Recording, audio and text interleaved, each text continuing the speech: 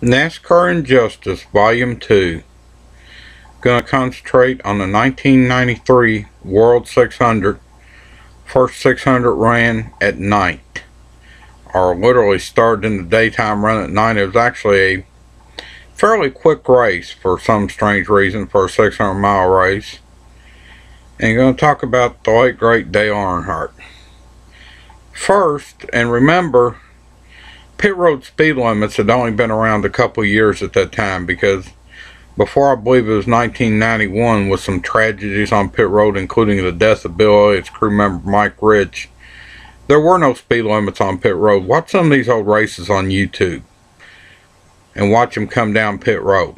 Well over 100 miles an hour at places like Daytona and so forth. But that's early in the race. Dale Earnhardt was penalized for too fast on pit road. At that time, instead of a pass-through or tail into the longest line on a caution, it was a 15-second hold. The rule has since changed. Okay, now, they tried to argue that penalty because they said Davey Allison was gaining on him coming into pits, yet he's penalized for too fast on pit road. But there's no clear evidence. The computerized deal, of course, wasn't in yet like they use today. But what was interesting, put him a lap down. He got back on the tail end of the lead lap and is riding behind Greg Sykes. Now, Greg Sykes spins. Of course, NASCAR asked Greg Sykes, well, what happened? Earnhardt spun me. Well, I'm at this race, and I'm listening to Dale Earnhardt on the scanner, and Dale Earnhardt screaming at the car owner, Richard Childress, I never touched him. Yeah, as it goes, Dale Earnhardt, they take his lap that he had got back, they put him back a lap down. But in the days of the lap car starting on the inside, he is the first car one lap down. Now, there's no lucky dog back then. No wave around, nothing like that back then.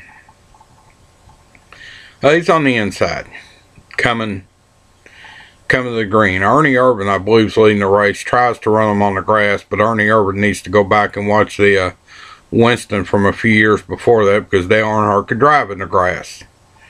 Earnhardt gets his lap back, storms on to win the race.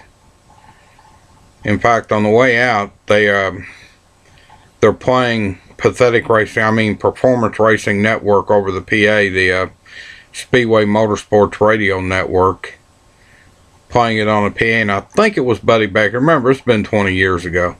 Said they tugged on Superman's cape, but the story doesn't stop there. We get back to the hotel room in Charlotte, the news is on, and Benny Parsons is on there, and he said, I don't think NASCAR, something to the effect, I'm not sure NASCAR saw this angle. They showed an angle of Sykes breaking loose with Earnhardt visibly off his bumper. Now, he may have taken the air off his spoiler, but that's not, I mean, it didn't matter because Earnhardt won the race, went on to win the championship that year. But I often wondered if the late great Benny Parsons was called to the NASCAR trailer over that. But it's just been my little take on, I may be doing some more NASCAR Injustice vlogs from stuff that's happened in the past. But it's just been my little take on that one, a race I was actually present at.